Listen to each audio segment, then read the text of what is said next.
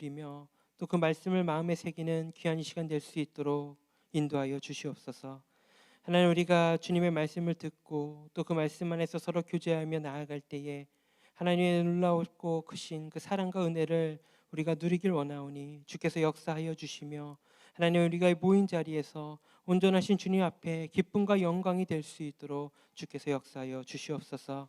하나님, 시간 말씀을 전하실 목사님을 붙들어 주시옵시고 귀한 말씀 우리 가운데 선포될 때에 이 말씀을 통해서 우리가 더욱더 굳건하여지고 온전한 믿음과 신앙으로 주 앞에 바로 서며 하나님 나라를 확장시켜 나가는데 귀한 일꾼들로 그렇게 성장할 수 있도록 주께서 함께하여 주시옵소서.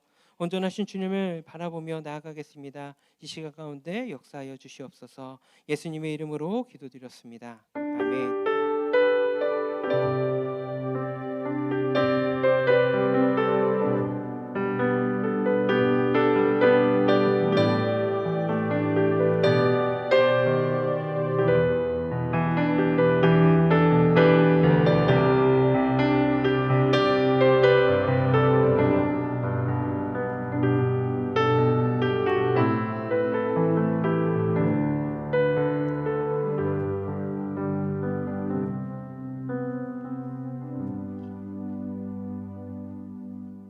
지난 시간에는 예후를 공부했습니다.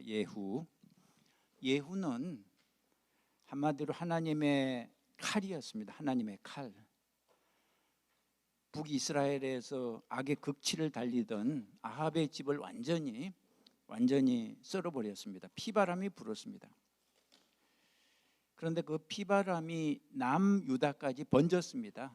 남유다까지. 어떻게 해서 남유다까지 번졌을까요? 예후가 남유다 왕 아하시아까지 죽여버린 거죠. 아하시아는 아합의 사위였습니다. 그런데 하필 그때 북이스라엘의 요람 왕을 만나러 갔다가 덩달아 같이 있다가 죽임을 당한 거죠. 친구 따라 강남 간다고 친구 따라 죽었습니다. 그러니까 친구를 잘 사귀어야 됩니다. 잘못된 사람들과 어울리면 덩달아 죽는 수가 있습니다. 아무튼 남유다에 왕이 없어졌습니다. 왕이 없으니까 나라가 혼란에 빠졌죠. 이때 등장하는 사람이 있습니다. 아하시아의 어머니, 죽은 아하시아의 어머니. 이름은 무엇입니까? 아달랴. 이름도 좀 거시기 하죠. 아달랴. 이 여자가 어떤 여자인지 아십니까? 참 연구 대상입니다. 이 여자는 참 심각한 여인입니다. 자, 아들이 죽었다는 소식을 듣고 아달랴가 어떻게 했을까요? 슬퍼했을까요? 울었을까요? 당연히 그게 우리의 예상인데 전혀 그렇지 않았습니다. 오히려 이때다 하고 왕의 자리를 차지했습니다. 그런데 곱게 차지한 게 아니라 왕족들을 다 죽였습니다. 그 왕족들은 남이 아니라 자기 아들의 아들, 자기 친손자들이었습니다. 자기 손자들을 다 죽였습니다. 여러분 상상이 되십니까? 친할머니가 손자들을 죽이는 장면. 보통 할머니 하면 뭐가 떠오르십니까? 할머니, 우리 손주 밥 먹었어? 이것도 먹어, 저것도 먹어. 부모보다 할머니가 손주들을 더 귀여워하지 않습니까? 그런데 이 아달랴 할머니는 달랐습니다. 왕 자리를 차지하기 위해서 손자들을 다 죽였습니다. 어떻게 인간이 이럴 수 있을까요? 보통 인간은 이렇게 할 수 없습니다. 여러분, 이 여자가 누구의 딸입니까? 아합과 이세벨의 딸입니다. 그러고 보니까 이해가 되죠. 그러고 보니까 아합과 이세벨의 그 악한 피가 그 딸에게도 흐르고 있었던 거죠. 여러분, 이세벨이 그 나봇의 포도원 빼앗을 때 기억하십니까? 사람 죽이는데 거리낌이 없었습니다. 이세벨은 수많은 선지자들을 죽인 너무나 잔인한 여인이었습니다. 딸 아달랴도 똑같았습니다. 권력을 위해서라면 뭐 가족까지 손자까지 죽이는 거죠. 그러니까 이 집안은 완전 사이코패스 집안입니다. 사이코패스. 죄책감이 전혀 없습니다. 불쌍하다는 감정 자체가 없습니다. 악은 유전이 됩니다. 정확히 말하면 뭐 악의 환경이 유전되는 거죠. 부모가 하나님을 멀리하면 자녀도 멀리하게 됩니다. 부모가 우상을 섬기면 자녀도 우상을 섬기게 되는 거죠. 아합에서 이세벨, 아달랴, 계속해서 이 악이 이어지는 거죠. 부모는 자녀에게 좋은 것을 물려줄 수도 있고 나쁜 것을 물려줄 수도 있습니다. 여러분, 부모가 물려줄 수 있는 최고의 것은 신앙의 유산인 것을 믿으시기 바랍니다. 여러분, 자녀들에게 꼭 신앙의 유산을 물려주시기 바랍니다. 아무튼 이 남유다에서 다윗의 혈통이 이제 끊어질 위기에 처했습니다. 전에 하나님이 다윗에게 약속하신 게 무엇입니까? 사무엘하 7장 16절에 내 집과 내 나라가 내 앞에서 영원히 보존되고 내 왕위가 영원히 견고하리라. 그런데 아달랴가 왕족들을 다 죽여버리면 다윗의 혈통이 끊어지는 것이고 하나님의 약속이 깨지는 거죠. 하나님의 약속이 깨질 수 있습니까? 절대 그럴 수 없습니다. 그래서 하나님께서 비상작전을 펼치십니다. 이 위기의 순간에 한 여자를 통해서 비상작전을 펼치십니다. 자, 첫 번째 그림 보시죠. 첫 번째 그림이 이게 하나님의 비상작전인데요. 여러분, 이 그림에서 아기를 안고 있는 여인의 이름은 무엇입니까? 여호세바입니다. 여호세바. 아하시아 왕의 누이고요, 대제사장 여호야다의 아내입니다. 아달랴가 왕족을 학살하는 그 순간에 여호세바가 아기 요아스를 몰래 빼냈습니다. 아기 요아스를. 여러분 상상해 보세요. 막 밖에서는 지금 다 죽이고 있습니다.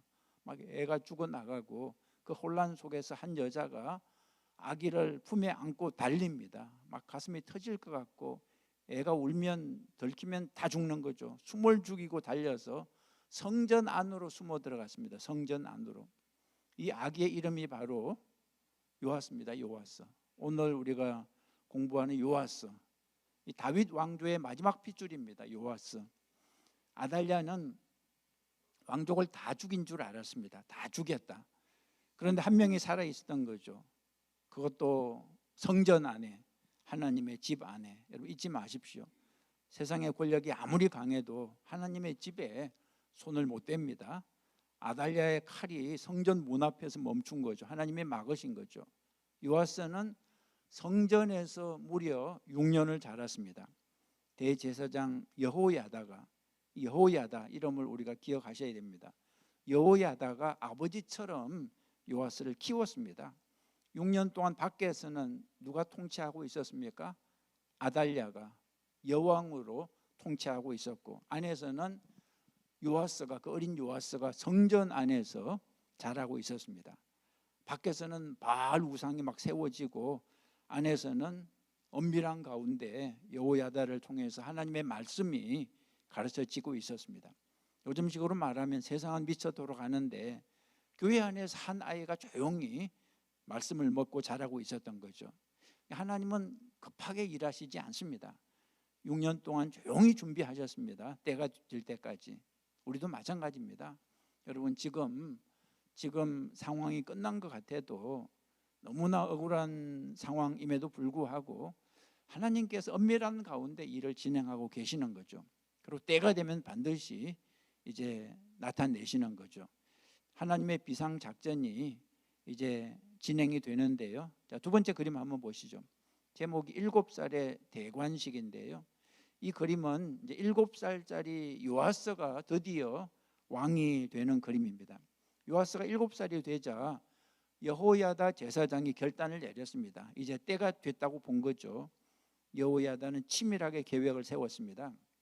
군대 지휘관들을 다 비밀리에 불러서 성전에서 언약을 맺었습니다. 그리고 무기를 나눠줬어요. 열왕기하 11장에 보니까 여호야다가 왕자를 인도하여 내어 왕관을 씌우며 율법책을 주고 기름을 부어 왕으로 삼으니 모든 사람이 손뼉을 치며 왕 만세하니라. 7살짜리 아이에게 왕관을 씌워준 거죠. 왕 만세. 성전에 환호성이 터졌습니다. 여러분 상상해 보세요. 7살짜리 꼬마입니다. 왕관이 머리에 너무 크고 율법책은 들기도 무거웠죠. 그런데 온 백성이 환호하고 있습니다. 요즘식으로 비유하면 유치원 졸업한 아이한테 7살짜리면 유치원 졸업한 애한테 대통령이다 하는 것과 같습니다. 말도 안 되는 것 같은데 여기 하나님의 뜻이 있었던 거죠. 이 아이가 다윗 왕조의 희망입니다. 하나님의 약속이 이어지는 그런 증거죠. 그 소리를 들은 아달랴가 막 달려왔습니다. 보니까 어린 왕이 서 있는 거예요. 그래서 아달랴가 옷을 찢으며 소리쳤죠. 뭐라고 소리쳤습니까? 반역이다, 반역이다. 이거 적반하장이죠. 자기가 반역으로 지난 6년 왕노릇 해놓고 진짜 왕을 향해서 반역이라고 한 거죠. 요즘으로 치면 남의 집에 무단으로 들어가 살던 사람이 주인 보고 침입자야, 침입자야 하는 것과 같습니다. 여호야다 제사장이 명령했습니다. 이 여자를 성전 밖으로 끌어내라. 성전 안에서 피를 흘리면 안 된다. 아달랴는 끌려나가서 죽임을 당했습니다. 이제 아합의 집안이 진짜 끝났습니다. 북이스라엘에서는 예후가 썰어버렸고요, 남유다에서는 여호야다가 끝을 냈습니다. 여러분, 악은 아무리 강해도 끝이 있습니다. 하나님이 살아계시니까 하나님이 좀 천천히 일하시는 것 같지만 정확하게 일을 하십니다. 그래서 7살 요아스가 왕이 됐어요. 아달랴 6년의 어둠이 끝나고 새 시대가 열렸습니다. 그런데 7살짜리가 무슨 혼자서 무엇을 할 수 있겠습니까? 그러나 요아스에게는 누가 있었습니까? 든든한 후원자 여호야다가 있었습니다. 여호야다가 곁에 있는 한 요아스는 좋은 왕이었습니다. 그래서 그 다음에 요아스가 한 일이 있는데 아주 중요한 일을 하죠. 요아스가 한 일, 세 번째 그림 보시죠. 요아스가 무슨 일을 했습니까? 성전 수리를 했습니다. 요아스가 왕으로서 했던 가장 큰 일이 바로 이 성전 수리입니다. 아달랴가 6년 동안 다스리면서 성전을 엉망으로 만들었거든요.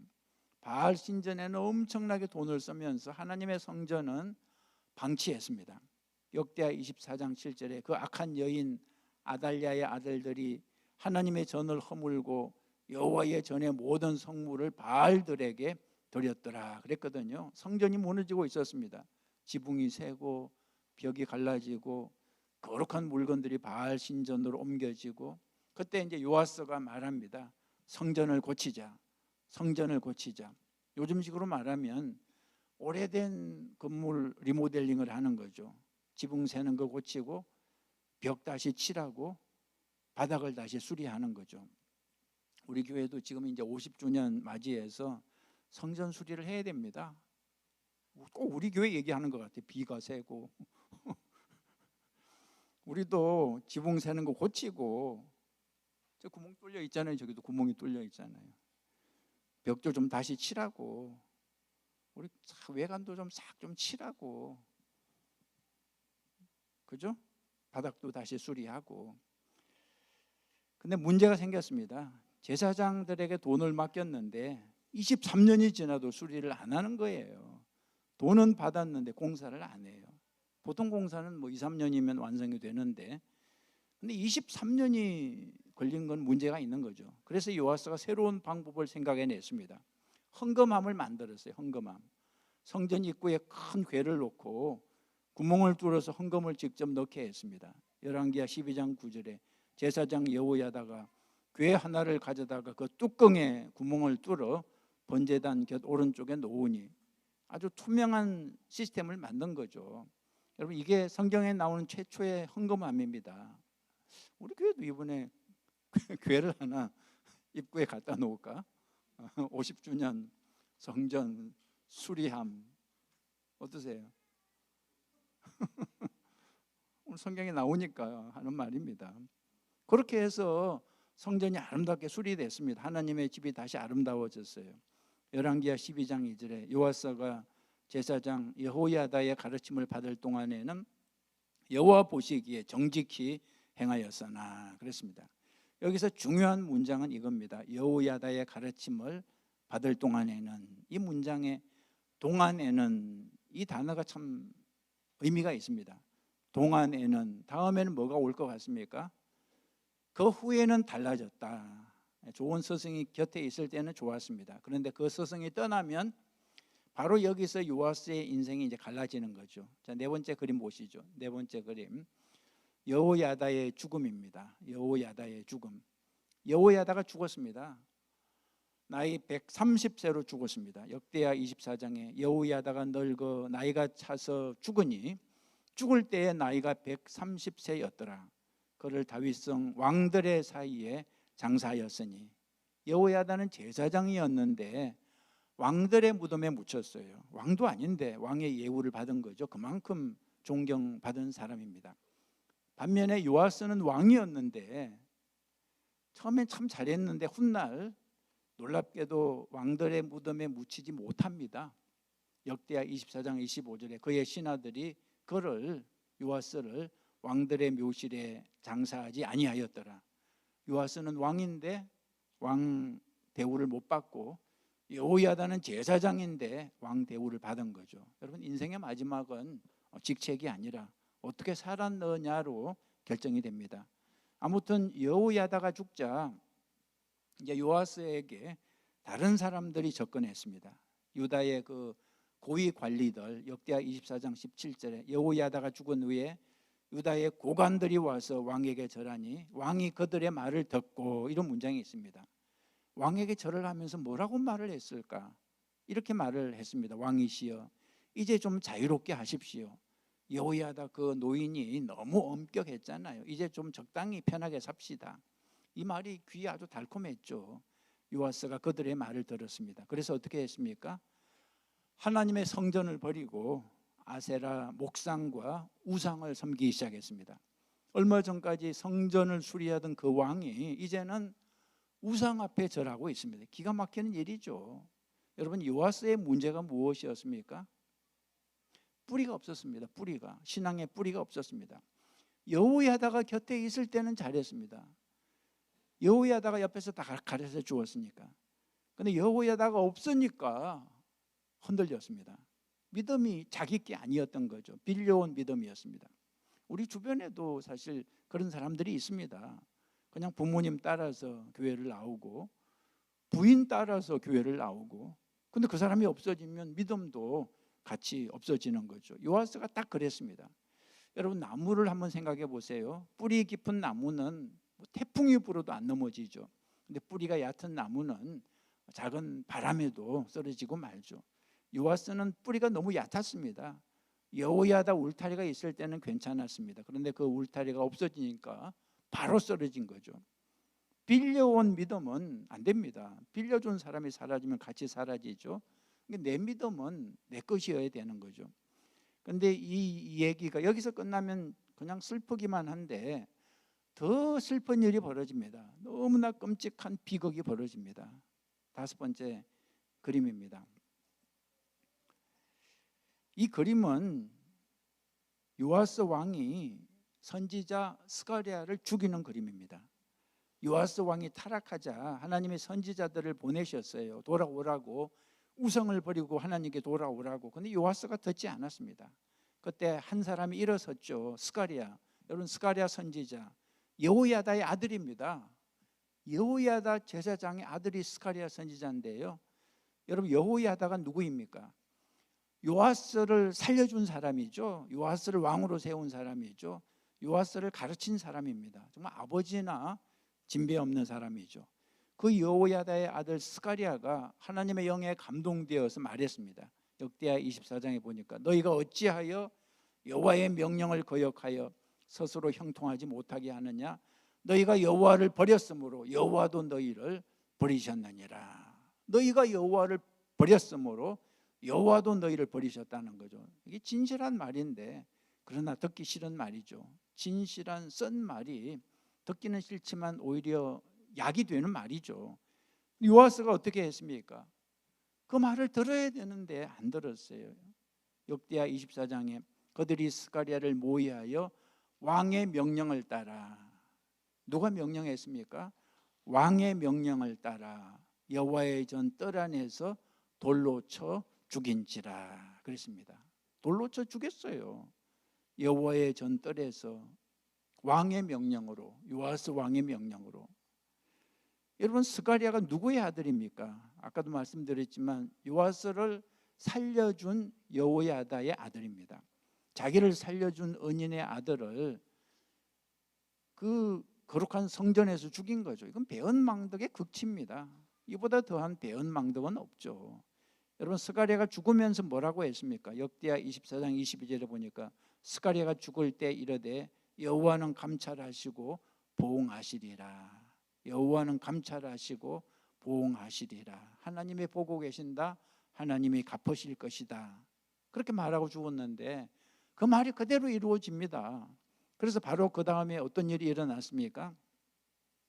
아람 군대가 쳐들어왔어요. 아람, 적은 수의 군대였는데 유다의 큰 군대를 이겼습니다. 역대하 24장 24절에 아람의 군대가 적은 무리로 왔으나 여호와께서 큰 군대를 그들의 손에 넘기셨으니 이는 유다 사람들이 그들의 조상의 하나님 여호와를 버렸습니다. 그랬습니다.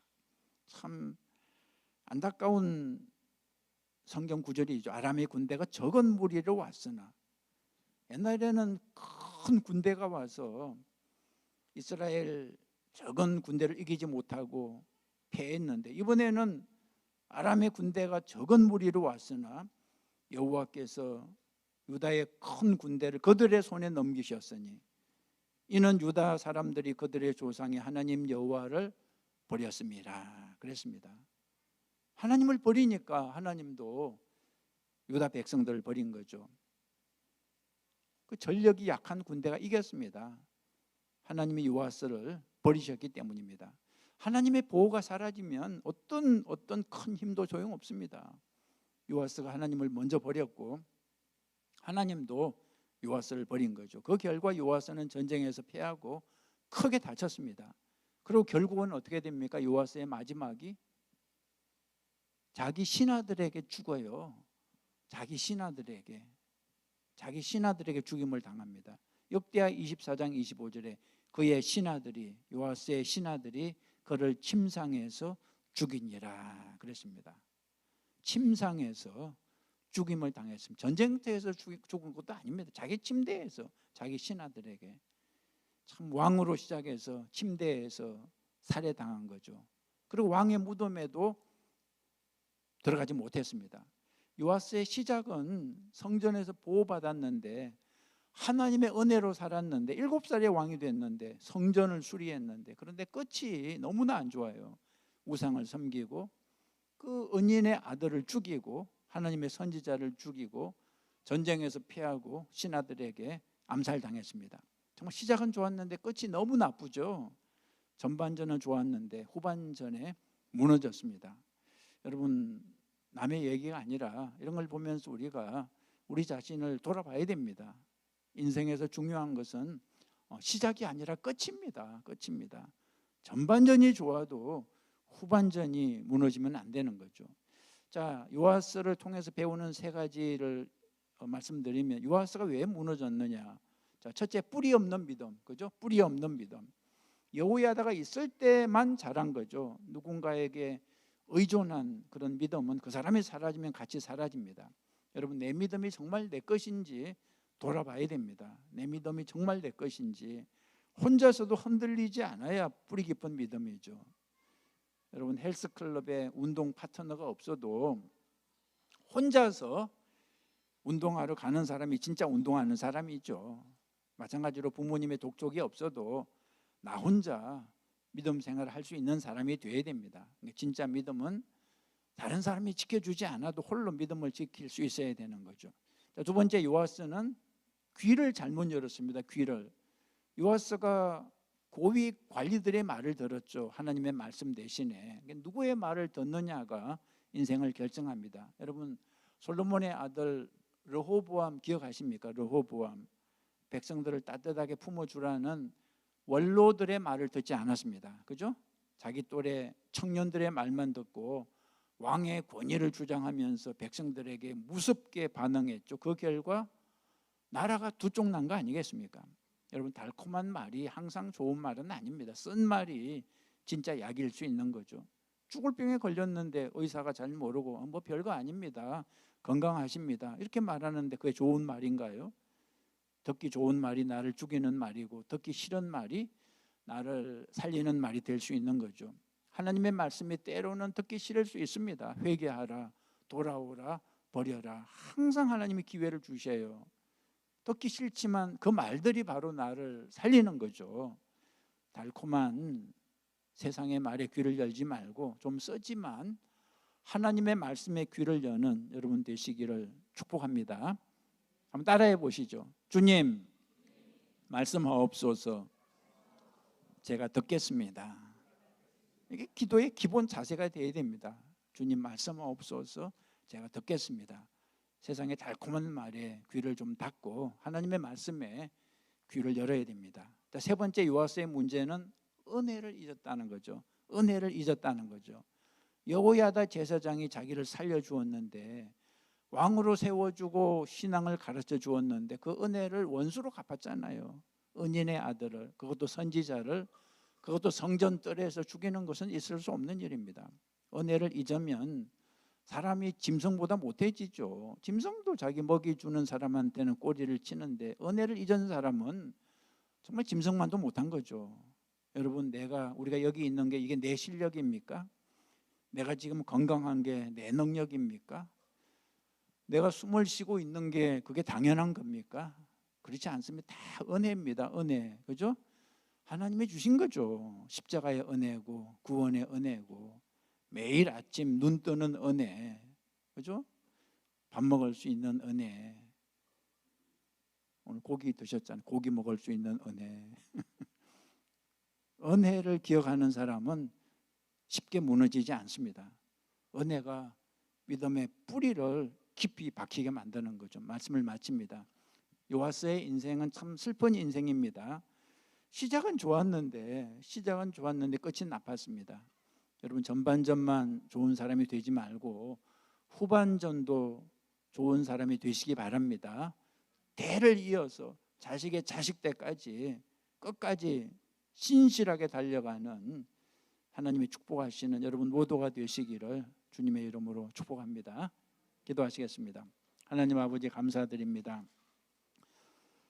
오늘 요아스의 얘기를 통해서 우리 자신을 돌아보게 해주셨습니다. 뿌리 없는 믿음이 얼마나 위험한 것인지 깨닫게 해주셨습니다.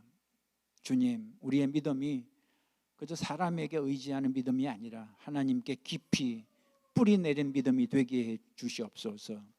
귀를 열어주시되 하나님의 말씀에 열리는 귀, 세상의 유혹에는 닫히는 귀를 주시옵소서.